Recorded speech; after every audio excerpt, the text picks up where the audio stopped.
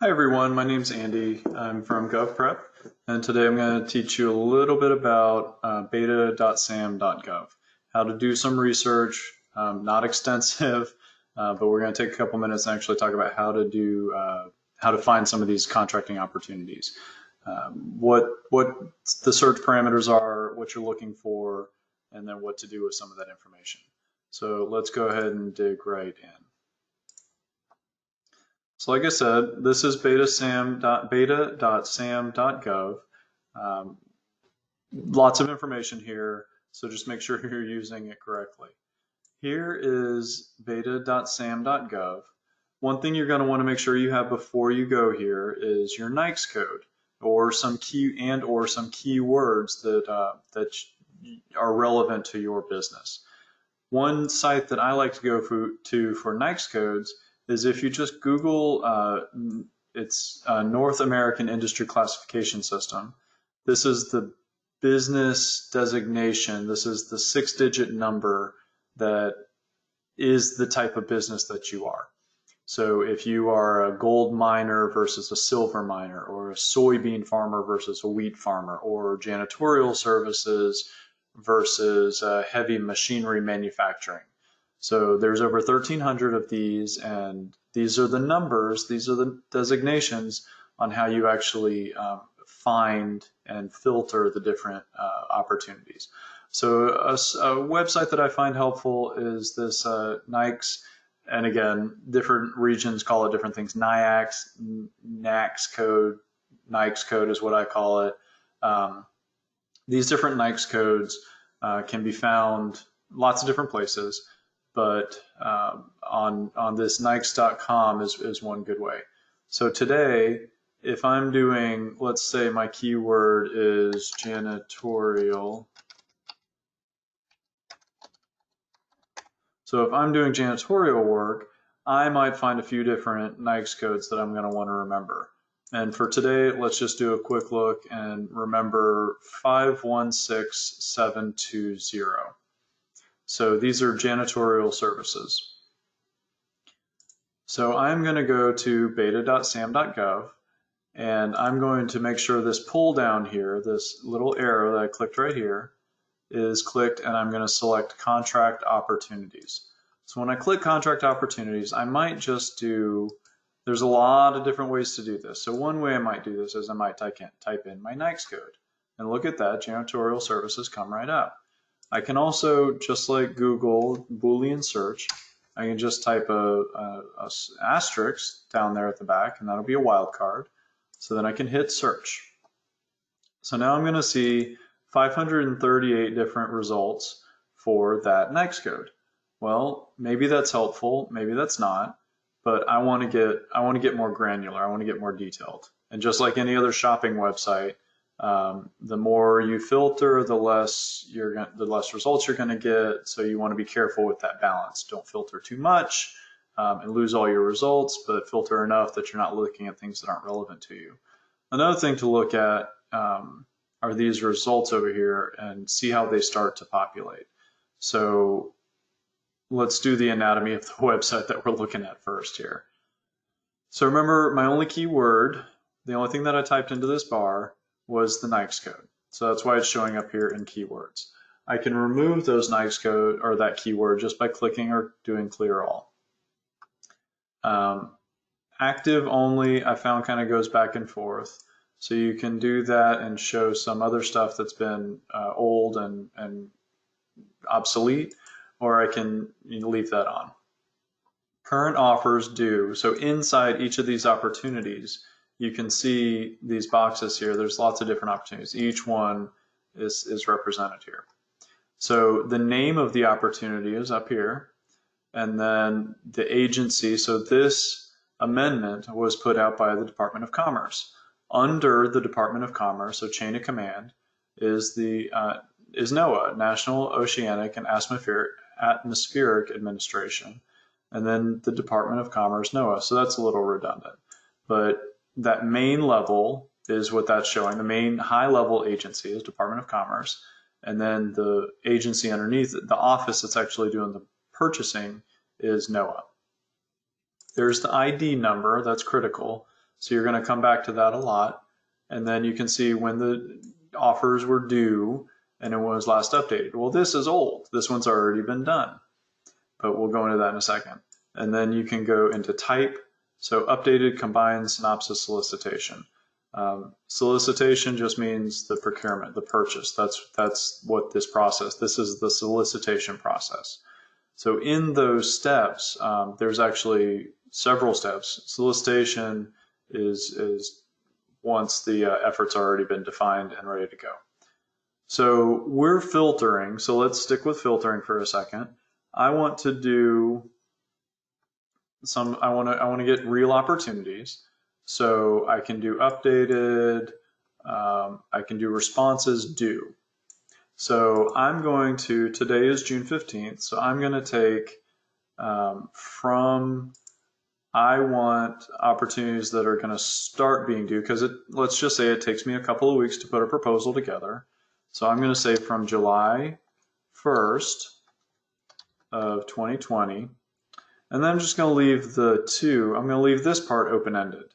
So I can get any opportunity that's due starting July 1st and going forward. So this is going to clear out all of this stuff that's old. And I'll go ahead and click filter down here. And you can see my 538 results now went down to 18. So much more manageable. But you know what? I'm going to change this keyword to janitor. Or let's start out with janitor. Let's see what happens. So notice my 18 went down to 1, so I don't know that that's exactly what I want to do.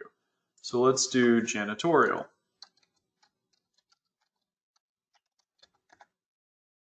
Okay, so now I'm at 44. So I'm playing with, I'm messing with, I'm adjusting some of the search parameters and seeing what kind of results I get. I'm also noticing the words that are starting to pop up.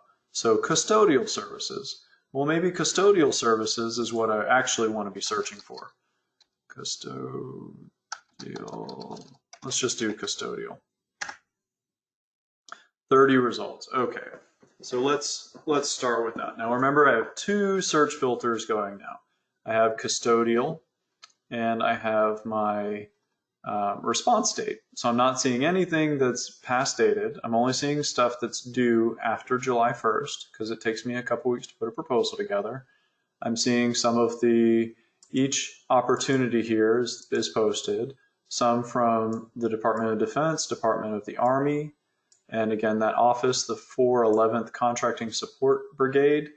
I'm seeing the opportunity number or ID, and I'm seeing when the due dates are, and a quick little synopsis on when what the opportunity actually is. So over here, if I'm looking for something that's out of a specific agency, I can go in here and pick my office, and then that's going to filter everything out except those offices.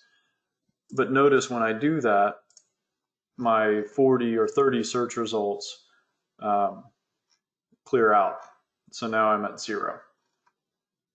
So now let me take that filter off and my 30 search results come back.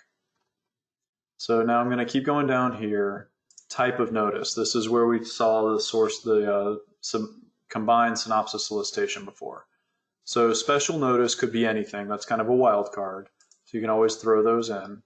That might be an industry day coming up, or a delay, or an amendment's posted. Those types of things are going to fall into special notices. Sources sought is early in the process. When we talk about the procurement process, sources sought is early when they're kind of shopping around.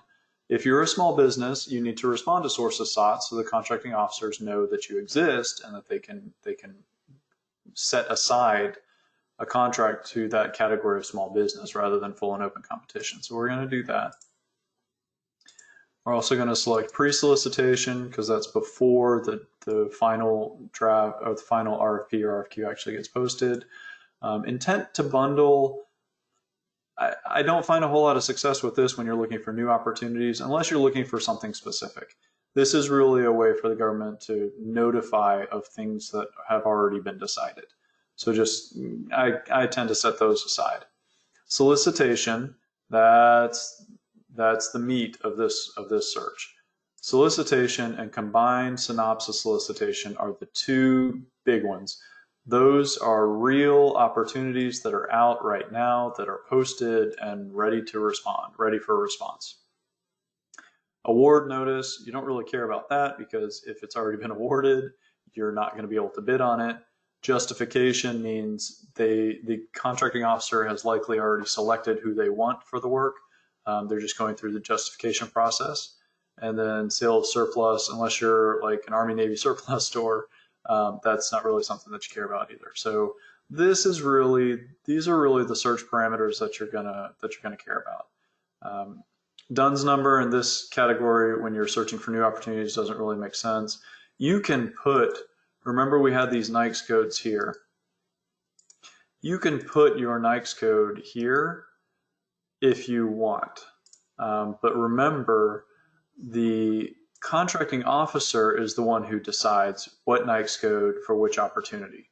So if you are looking for 561720, but the contracting officer decides that they want that opportunity to be 453998, you're never going to find that opportunity if you put it in here. So just kind of keep that in the back of your mind. If you put too many filters down, you're not going to necessarily find what it is that you're looking for. So let's go ahead and do that and see what affects it. So my 30 results now went down to 17. And I don't like to do set aside. I know this seems counterintuitive. If you are searching for specific opportunities that are 8A set aside or service disabled or hub zone or woman owned, then by all means go for it. But if the opportunity has not yet been designated as a set aside, then you're not, and you've got this filter on, then you're not going to see it. So I like to leave that area blank unless you're just getting hundreds and hundreds of results and you need to filter by something. You will see everything that has a set aside designation if you leave this blank. You will not see those with designation or with a different designation if you fill this in. So just something I typically recommend to leave. 17 is a reasonable number of responses, so I typically like to leave that open, blank when I'm searching. Place of performance. This is an important one. If you are geographically confined, so if you do not want to do work across the country, say you only want to do work in Kansas, or you only want to do work in Florida, you can put a filter on that says what your location is, but you need to do it in zip codes. So if you need to do a zip code, out of curiosity, let's do a zip code for New York City zip code.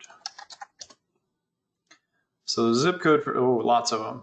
So the New York City zip code is, let's do that one, just randomly searching here. And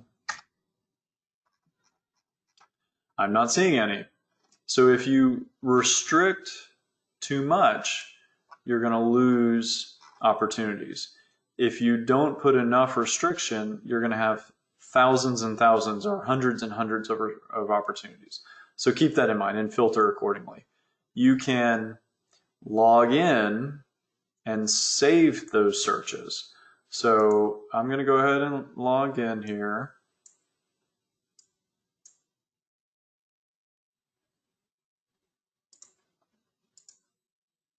And once you save that search and you've gone through your dual authentication for the website, and as you'll see here, I'm going to get my phone call with my phone passcode.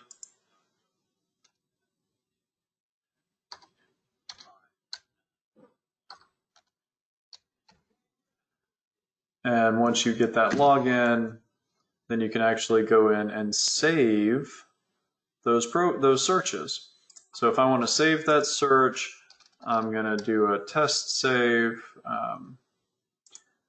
And then you can go back and modify that search later. When you get to your hamburger, your 3 lines up here, you can go to your home, you can go to data bank, you can go to workspace. We're going to go to some of these in other classes, but saved searches, and you can find this test case here. That is those searches that you have.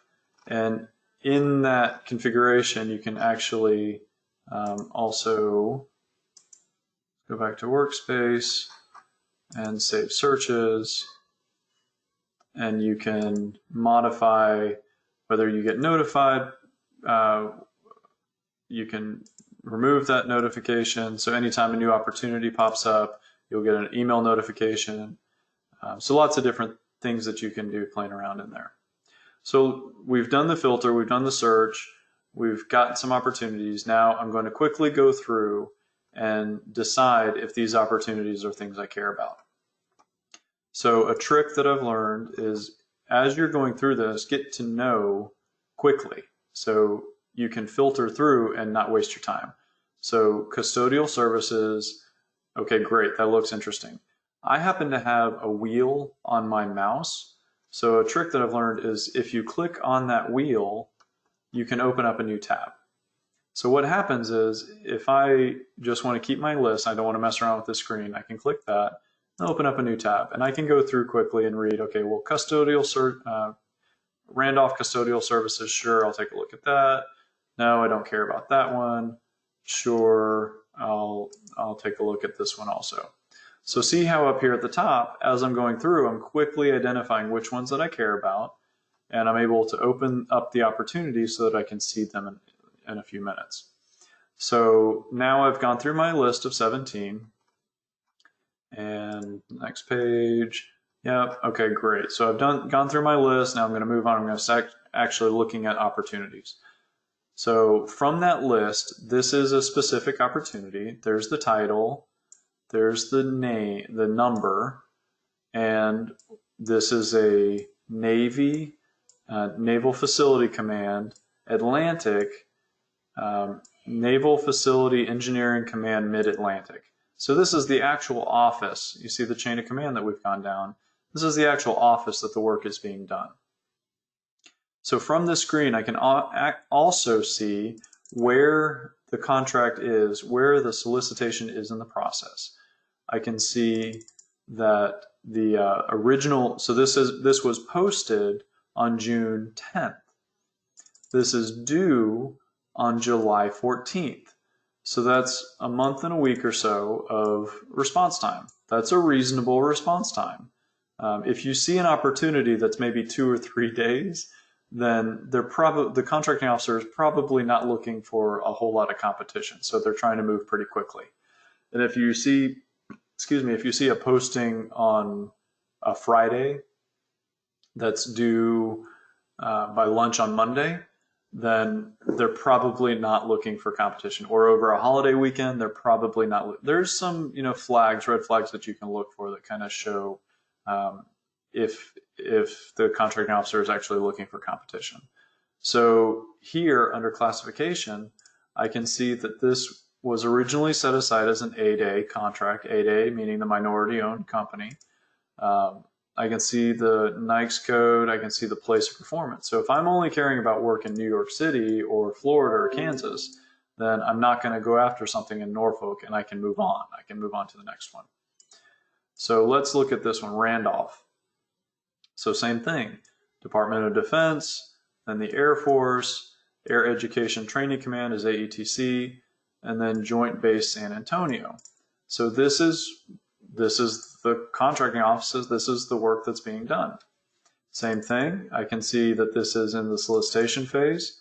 I can see that this was originally posted on June 11th, and then the due date is in a couple weeks, on July 6th. So this was also set aside originally as an 8A contract. The work is to be done in Texas. I'm going to be able to see a brief snippet of information here on the description of work. But I can also go all the way down here to the documents, to the actual information, the solicitation, the performance of work statement, and what's going on with the actual work. So these are all critical documents that are going to show you how to respond and what the government's actually looking for. And that's how you navigate that part of SAM. As you're scrolling down, you can also see actual phone numbers and email addresses of the contracting officers. A word of warning here, this effort is in solicitation phase. So they're not going to answer your phone call. So if you try and call Jamie or Lauren, they're going to possibly throw you out of competition because you're reaching out to them after the solicitation's been posted. But if you do have any questions, you can email them, and your questions, along with everybody else's, will be consolidated and posted as a question and answer, as a Q&A. So just kind of keep that in mind. You can also see kind of the timeline if there's been amendments or changes to the opportunity as it goes through the process. So one last thing is you can follow an opportunity. So if you click on that, if there are any modifications, amendments to the solicitation, to this effort, then you will get an email notification letting you know. So you don't have to go in and check it every single day. I do like to advise, if you are interested in an opportunity, you should go in and check it at least weekly. So thank you for your time, and I appreciate it.